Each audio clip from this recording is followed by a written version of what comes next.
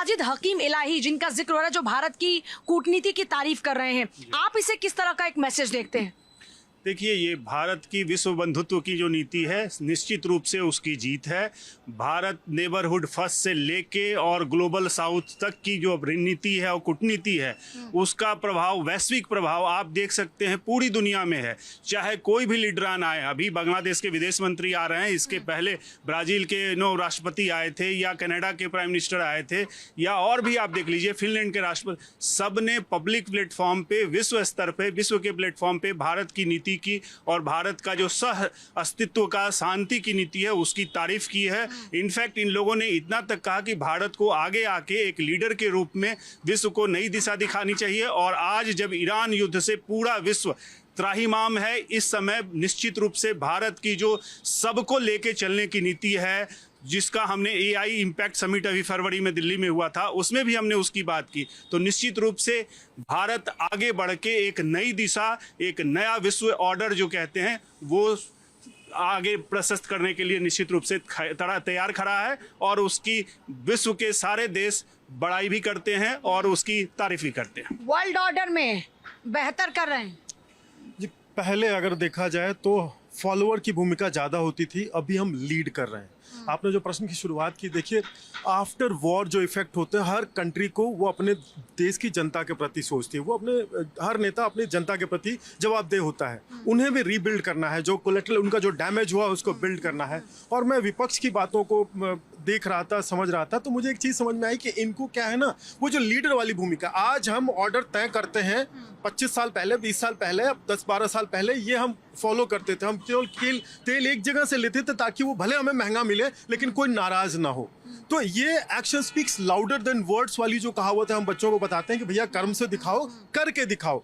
आज कहना नहीं होगा कि आप देख रहे हैं परफॉर्मेंस अपने आप बोल रही है, भले विपक्ष कुछ भी कहे। देखिए अब क्या है कि ये विपक्ष के लिए एक मोमेंट ऑफ ट्रुथ है। तो मेरी जो वर्तमान जो हमारा नेतृत्व है वो अच्छी तरह से जानता है कि हम जनता के प्रति जवाबदेह हैं, भारत की जनता के प्रति हम जवाबदेह हैं, और भारत की जनता इस बात को समझ रही है कि अल्टीमेटली हमारा नेतृत्व कर क्या रहा है। आने वाले समय में जो हम देखेंगे, उनके प्रश्नों के बाद हम देखेंगे कि हम कैसे जो है जनता के जो सबसे बड़ी जो प्रॉब्लम इस समय जो हम फेस कर रहे हैं वो है विपक्ष के द्वारा फैलाए हुए मिस इन्फॉर्मेशन। हम उस मिस इन्फॉर्मेशन को, ये जो अभी रिजल्ट जिस पर हम चर्चा कर रहे हैं, शायद आपके दर्शक इसको बहुत अच्छी तरह से समझ रहे हैं कि ये मिस इन्फॉर्मेशन का जवाब ये है। अब अगर आगे इन्हें और फैलाना है तो 10-15 दिन बाद कुछ और ऐसे एक्शन होंगे। मिल गया अमर जी के नहीं, ये शायद लिपापोती करने में लगे हुए हैं। मिस इन्फॉर्मेशन के मतलब क्या होता है?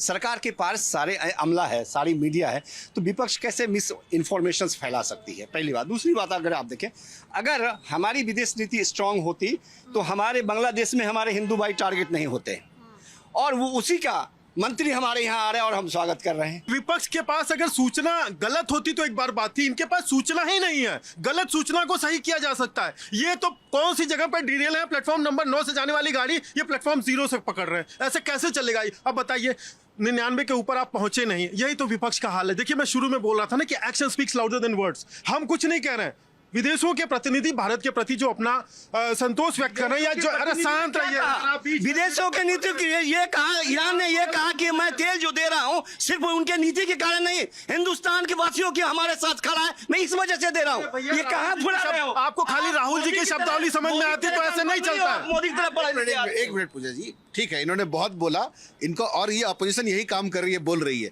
पर उनके मुंह पे करारा तमाचा किसने मारा? बीजेपी के कार्यकर्ता ने मारा। किसने मारा? जिसके लिए दिन रात चूड़ियां फोड़ के रो रहे हैं ये लोग ईरान के लिए, ईरान के प्रतिनिधि ने कहा कि हिंदुस्तान की नीति सही है। अब जो जिसके लिए आप रोए जा रहे हो, अगर वही आपसे कह दे रहा है कि नहीं जी आपका कोई मतलब नहीं रोने का, ये तो सही है, कौन सा मुंह रह गया आपका आप देखने के लिए? आप ही को कहा करके कि इनके उनके विदेश को कहा, अरे भाई देखिए, देखो, अरे चिल्लाने से सच नहीं हो जाएगा, चिल्लाने से आपके कोई सच नहीं हो जाएगा।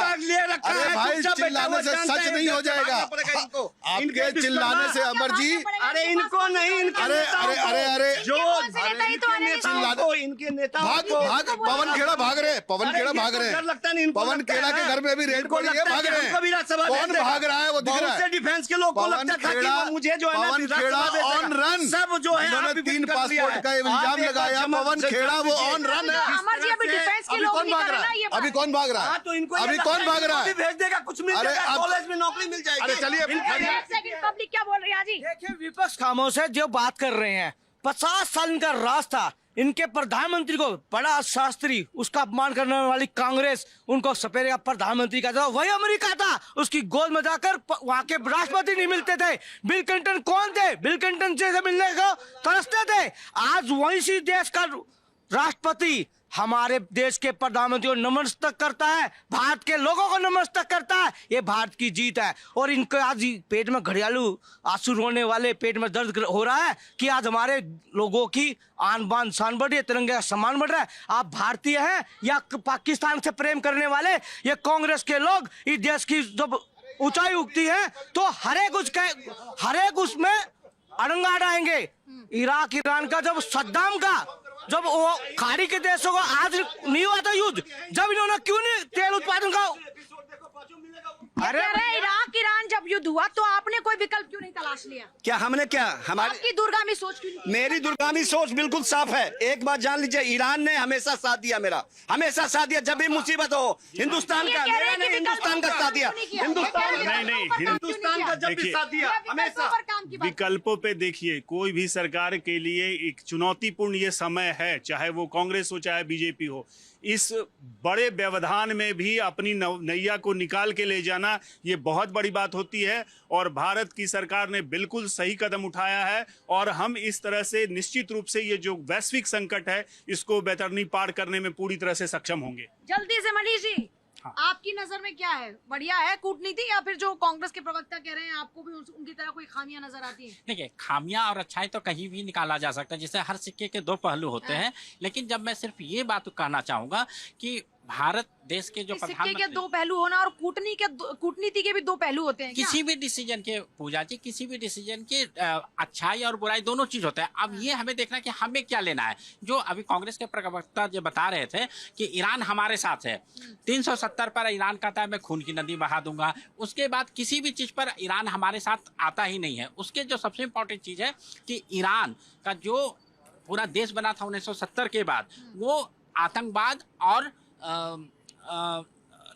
आतंकवाद बढ़ावा देने के लिए बना था। तो हम किसी भी एंगल से कह नहीं सकते कि वो भारत के साथ में है, पहला पॉइंट।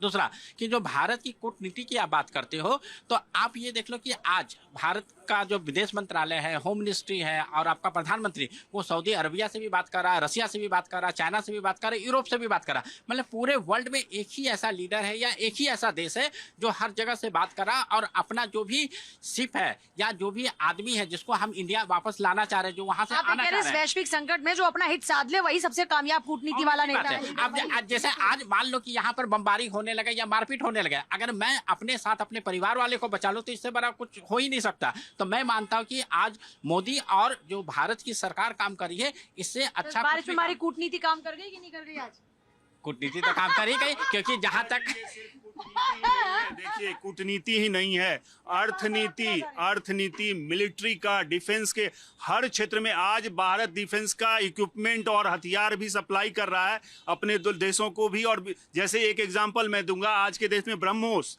इंडोनेशिया से लेके कई देश फिलीपींस तक उसको मांग रहे हैं। तो हम सिर्फ अर्थनीति और कूटनीति के ऊपर जाके हम वैश्विक नीति को इन्फ्लुएंस कर रहे हैं, उसको गाइड कर रहे हैं। निश्चित रूप से इंडिया के लिए बहुत बड़ी बात होती है। और आप देखिए आज जिस संकट में है, हमारे प्रधानमंत्री ने, हमारे विदेश मंत्री ने कितने देशों से, चाहे वो खाड़ी के देश हो, ईरान हो या अमेरिका हो या इजराइल हो, हर देश से हमने एक डिस्टेंस बना के मल्टी अलाइनमेंट की नीति को अपनाते हुए जिस तरह से हमने विश्व को एक नई दिशा देने की कोशिश की है, निश्चित रूप से आप देखिएगा उसका रिजल्ट हाल फिलहाल में आपको आगे अब्बास साहब, आपकी नजर में क्या रिजल्ट है अभी तक? बिस्मिल्लाहिर्रहमानिर्रहीम। जय हिंद, वंदे मातरम, भारत माता की जय।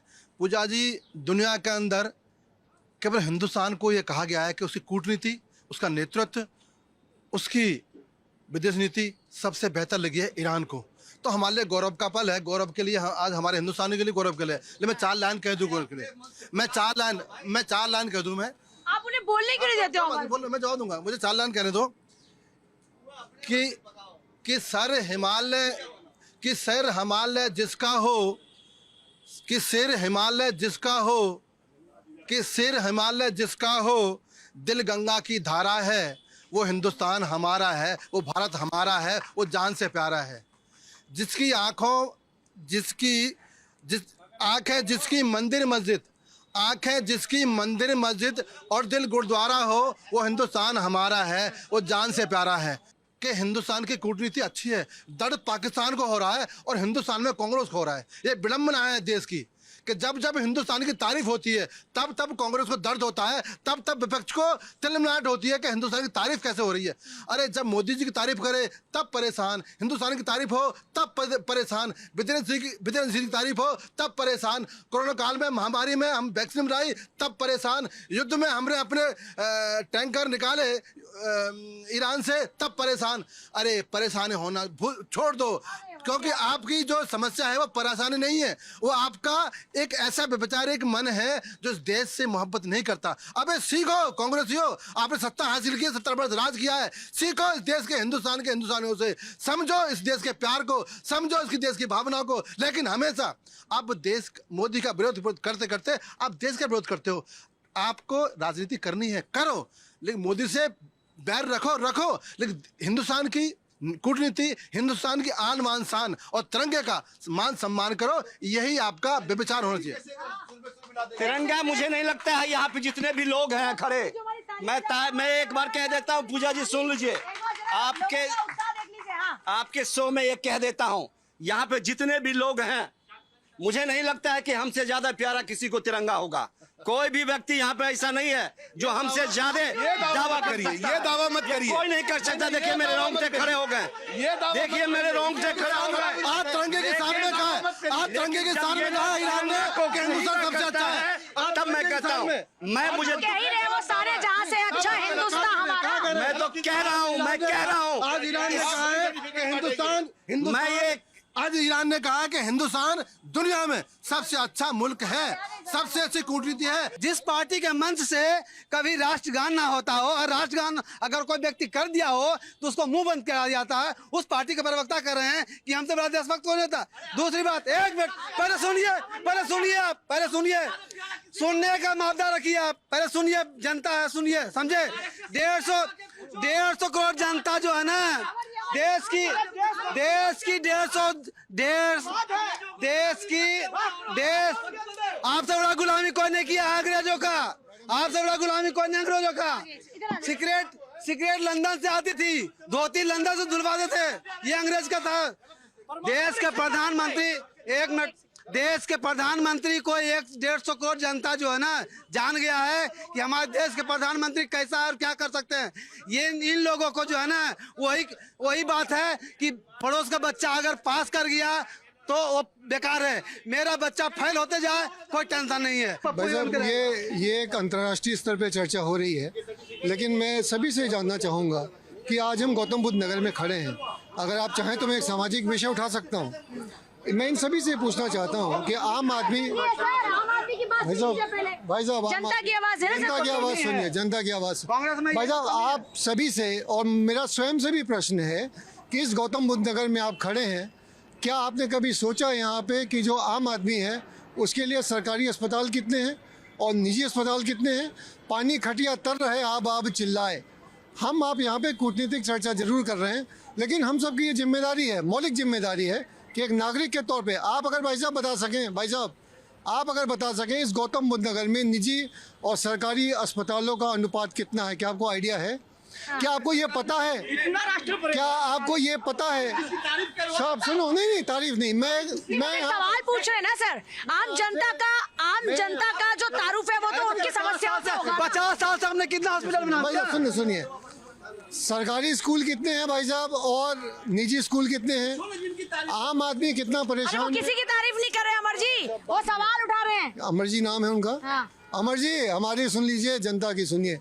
मैं ये कहना चाहता हूँ सभी से जनता को क्या सुनेगा कि फिर? आप सभी लोग अपना जो ऊर्जा है उसको, अगर हम सरकारी स्कूल नहीं है, आम आदमी का बच्चा पढ़ नहीं पा रहा है, निजी स्कूलों में फीस इतनी ज़्यादा है, आम आदमी कौन है? सभी हैं, हम आप सभी हैं। तो निजी, अरे भाई साहब मैं सरकार की बात देखिए बड़े भाई ने एक बड़ी अच्छी बात की, मैं बहुत बड़ा देशभक्त हूँ, इतने बड़े देशभक्त है, इस नोएडा में आने से डरते थे कि हमारी कुर्सी ना चली जाए, हमारी सत्ता नहीं चली जाए। और ये कांग्रेस के मित्र भाई जब परमाणु परीक्षण ना कर पाए, नरसिंह राव जी जब अटल बिहारी वाजपेयी जी प्रधानमंत्री बने, चुपके से चिट्ठी देते हैं, परमाणु परीक्षण होता है। और एनडीए की गठबंधन सरकार थी, जब अमेरिका का दबाव नहीं देना, अब तो पूर्ण सरकार है और पूर्ण रूप से भारतीय जनता पार्टी और एनडीए सरकार है, आप किस लिए दबेंगे? और भैया देशभक्ति जो कह रहे हो, संघ की बात करो, आरएसएस की बात करो, वहां पे हमेशा आपने कभी चिकित्सालय नहीं खोले, कभी लाइब्रेरी नहीं खोली, जाइए ना आरएसएस के मुख्यालय के, जो जहाँ पे बच्चों को फ्री में पढ़ाई करवाई जाती है। आप बताइए ना, कांग्रेस के किसी भी संगठन ने, आपका भी तो एक संगठन था, कौन सा, उस संगठन में कितने आपने चिकित्सालय बनाए? वापस लौट रहे हैं। हाँ जी, आपको क्या लगता है? कूटनीति बहुत अच्छी है, इससे ज्यादा हो नहीं सकती, इससे बढ़िया। आपको लगता है कि बेहतर बहुत बेहतर है, और कोई नहीं कर पाता इससे बेहतर। इससे बेहतर। एक सेकंड हाजी नाजिम जी, एक सेकंड सर, एक सेकंड हाजी नाजिम जी, तारीफ हो रही है भारत की कूटनीति की। हाँ पूजा जी, देखिए पहले तो मैं आपके शो की तारीफ करूंगा कि किस तरीके से इंद्र देवता बरस रहे हैं, और इंद्र देवता के बरसने पे आपका शो चल रहा है, और जनता में कितना बड़ा उत्साह है। इस बारिश में भी वो खड़े हुए शो में, काबिले तारीफ है, मैं तो दिल से सलाम करता हूँ। और रही बात ये, जब हम कभी छोटे थे तो एक वो सुनते थे कि मिले सुर मेरा तुम्हारा तो सुर बने हमारा। ये कभी हम छोटे से जब सुना करते थे, सब छोटे में ही सुनते थे पहले। तो फिर अब जो बात यहाँ पे आ रही है कूटनीति और विदेश नीति की, तो हाँ फिर बड़े होके भूल जाते हैं, छोटे तक ही रह जाते हैं। हाँ पूजा जी, देखिए अब मैं बड़ा हूँ तब भी मुझे याद है, तभी मैंने उस बात को कहा। और देखिए रही तो बात, आपके सुर में सुर मिल रहे हैं कि नहीं मिल रहा है इस बात पे कि कूटनीति हमारी जबरदस्त है? हाँ देखिए, बिल्कुल हमारे देश की कूटनीति विदेश नीति बड़ी स्ट्रॉन्ग है। ये कह देना ईरान की बात कि ईरान ने कहा कि भारत पूरी दुनिया से सबसे अच्छा मुल्क है, भाई हाजी नाजिम खुद कहता है कि मेरे भारत जैसा मुल्क पूरी दुनिया में कोई मुल्क हो नहीं सकता, और मैं तो हमेशा इसी बात को कहता हूँ। लेकिन अगर ये कह देना विदेश नीति और कूटनीति में फर्क होता है। क्या कर रहे हैं? ये बात तो वहाँ बाहर के नेता कह रहे हैं सर, ये कोई बीजेपी के लीडर थोड़ी बोल रहे हैं ये बात। पूजा जी, अगर मैं कहूँ कि मैं खूबसूरत हूँ तो मेरी अपनी बात है, लेकिन ये भी कहे कि मैं खूबसूरत हूँ, मैं कहूँ ये भी कहे कि आप खूबसूरत हैं, तो उस बात को एक वैलिडिटी मिलती है। ईरान के जो रिप्रेजेंटेटिव है, उन्होंने जब ये कहा, जब ईरान के रिप्रेजेंटेटिव ने कहा कि हमारी कूटनीति बेहतर है, इनके विजन, इनके विचार हैंडसम है कि नहीं? बहुत खूबसूरत इंसान है। बाकी विचारों की बात हम बाद में कर लेंगे। बाकी जो अमर सिंह जी ने कहा, उससे मैं एक हाईली ऑब्जेक्शन दर्ज कराता हूँ। उनका देश प्रेम बड़ा होगा पर हमारा छोटा है, ये सर्टिफिकेट हमें इनसे नीचे। आपका भी बड़ा है, अरे आपका भी बड़ा हो सकता है। मैंने कहते हैं देखिए, जिम्मेवारी की बात अभी हमारे एक जनता की तरफ से आवाज आई।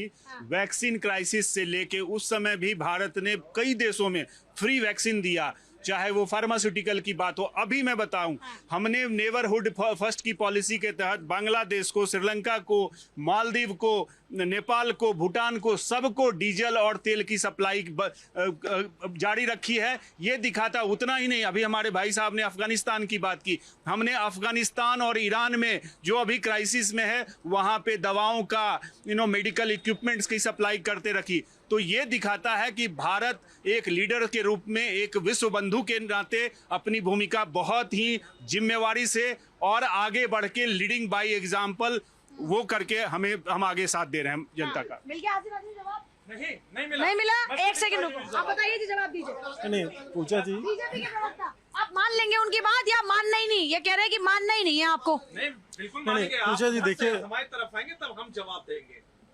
पूजा जी देखिए, यूजुअली हम इस कार्यक्रम में आते हैं तो एक गंभीर चर्चा होती है हमारे यहाँ पे, और दर्शकों को भी मैसेज जाता है। हमारे भी सोशल मीडिया पे कमेंट्स आते हैं कि इस प्रोग्राम में ऐसा हुआ था, तो हम उसको वॉच करते हैं। अब इतना गंभीर मुद्दा है, भारत देश जब नेतृत्व कर रहा है तो कुछ लोगों को खुजली मचना स्वाभाविक सी बात है।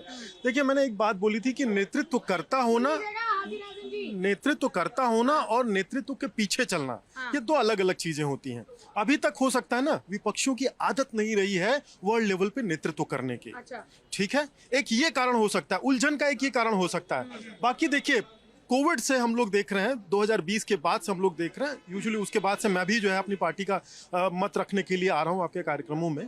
और अगर मैं इनके जो है इनके सूक्ष्मता देखूं इनको, तो इनको केवल अपॉर्चुनिटी चाहिए मिस इन्फॉर्मेशन का बाई प्रोडक्ट बनने के लिए। ठीक है, मिस इन्फॉर्मेशन होना है गलत बात है, इन्फॉर्मेशन ना होना है कोई बात नहीं, आपके पास नहीं है, लेकिन malinformation and disinformation दुर्भाग्य से वो भी चलता रहा है पैरेलली, और उससे हमारी विदेश नीति भी इम्पैक्ट होता है। हमें एक आवाज में पक्ष और विपक्ष को आप उठा के देख लीजिए, इजराइल में क्या हो रहा है, अमेरिका में क्या हो रहा है। पक्ष और विपक्ष जब देश की बात होती है तो दोनों मिलकर एक बुलंद आवाज खड़ी करता है और वो मैटर करता है बहुत। कोविड के समय जो स्थितियां हुई और भारत ने उनको कैसे हैंडल किया, कूटनीति जो है डिडोरा पीट करके राहुल जी की यात्रा की तरह से नहीं होती कि आप गए थे कौन सी दुकान खोलने, खुल गई कौन सी दुकान। तो भारत का नेतृत्व उस तरह से तो काम करेगा नहीं ना। 140 करोड़ जनता का जवाब देना है। यहाँ पे खाली अपने पार्टी अपनी पार्टी में जो जवाब दे ना हो, जो सदन में जवाब दे ना हो, जो सदन में गंभीर ना हो, जो सदन संसदीय प्रणाली को गंभीरता से ना लेता हो, उससे मैं इससे ज्यादा की अपेक्षा नहीं रखता। उनके कारिंदे भी उसी प्रकार के हैं। मुझे आपके कार्यक्रम की गंभीरता मुझे बहुत अच्छी लगती है और मैं उसी गंभीरता के साथ कहना चाहता हूं कि देखिए, आज अगर विश्व भारत के नेतृत्व को सराह रहा है तो खुजली होना इनकी स्वाभाविक सी बात है। मैं जनता से और प्लस दर्शकों से ये अपेक्षा रखता हूं कि आप इनको उसी प्रकार से लेंगे, ये कितने गंभीर हैं। बाकी देश के नेतृत्व पे सदन में सवाल पूछे जाते हैं, सड़कों पे नहीं, मिस इन्फॉर्म नहीं किया जाता है। देखिए, कोई कमी नहीं है, डीजल और पेट्रोल की कोई कमी नहीं है, बस एक हाइपर क्रिएट करके ये आपका। मैं बड़ी गंभीरता से कहना चाहता हूं सारे दर्शकों को कि थोड़ा धैर्य रखें, विपक्ष के भुलावे में ना आए और होर्डिंग के चक्कर में ना पड़े। स्थितियां उतनी नहीं बिगड़ी हैं जितनी ये प्रस्तुत कर रहे हैं, तो हमें गंभीरता रखनी चाहिए। ये कांग्रेस वाले माहौल खराब कर रहे हैं। साक्षात को प्रमाण की क्या आवश्यकता है? है, जो एक देश युद्ध में फंसा हो, उसके नुमाइंदे कह रहे हैं कि आपने गंभीरता का परिचय दिया। वहां भी मानव रहते हैं, वहां भी परेशानी है और उनका भी दूरगामी लक्ष्य है कि ह्यूमैनिटेरियन एड जो सबसे पहले भारत लेके पहुंचता है वो कम से कम कहीं से रिस्ट्रेन ना हो। 7 सालों बाद ईरान से तेल आना शुरू हुआ है। जो पेमेंट, देखिए, ईरान किसी को बिना पैसा लिए अभी दे नहीं रहा। पेमेंट करो तो भारत एकमात्र वाहिद एक ऐसा देश है जहां पे कि पब्लिक के लिए कर रहे हैं सब। अरे नहीं, अब इनको विपक्ष को कौन समझाए? देखिए मैं यहाँ पे ऐड करना चाहूंगा, भारत और भारतीयों का बोलबाला पूरे विश्व में है। आप गूगल नासा किसी की भी बात कीजिए, और आज देखिए उसका परिणाम कि पूरे मिडिल ईस्ट की अगर हम बात करें, वेस्ट एशिया में 1 करोड़ भारतीयों की संख्या है। अगर पूरे विश्व की बात करें तो 204 देशों में लगभग 3.5 करोड़ भारतीय हैं, और ये दिखाता है कि उनकी एक्सेप्टेबिलिटी, भारत की एक्सेप्टेबिलिटी पूरे विश्व में है और उसका लोहा पूरी दुनिया मानती है। इतनी विकट परिस्थिति में भी हम जो अपना सदास्या के भावना से करते जा रहे हैं, ये बहुत बड़ी बात हो। आप सभी का बहुत शुक्रिया। कुल मिलाकर देखिए, ये कहा जा सकता है कि भारत, ये उभरता भारत है और जरूरत हर देश के लिए होती है कि वो अपने हितों को साधते हुए पड़ोसी देशों के साथ में और दुनिया में बाकी के देशों के साथ में अपने रिश्तों को बेहतर बनाए। यही कूटनीति होती है, सफल कूटनीति होती है। आज के लिए इतना ही। आप देखते हैं भारत 24। नमस्कार।